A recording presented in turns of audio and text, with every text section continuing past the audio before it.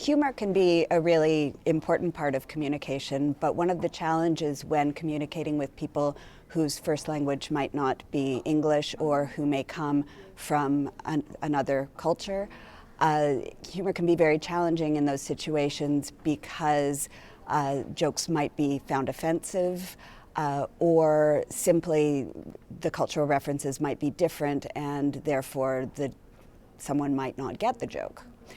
With acronyms, this is something I find that our culture is becoming very acronym heavy. And I've been in my current role for a year, and I've been at the same institution for 15 years. And even just the other day, a colleague sent me an email that had a bunch of acronyms in it that I did not understand. So when you use acronyms without clearly spelling them out, you have to realize that people might be unfamiliar with what you're referring to. And again, they might not feel comfortable enough to ask for clarification, and therefore they might not understand what you're talking about.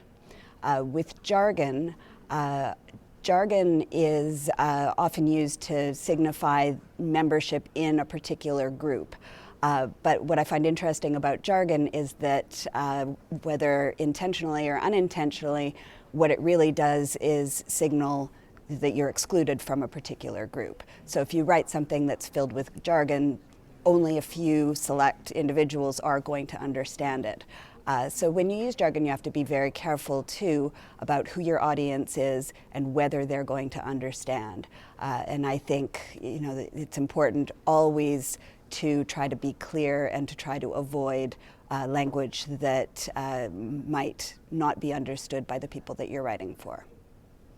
It's interesting that obscurity in writing was first came about with the ancient Greeks, with the philosophers, and the purpose of it was to try to get their writing past the censors, because the idea was that the censors wouldn't understand what they were saying, and therefore they were able to pass off their writing, and only the people that followed them and only the other philosophers would understand. So I find that fascinating because jargon and obscure writing really, does exclude people, does prevent understanding.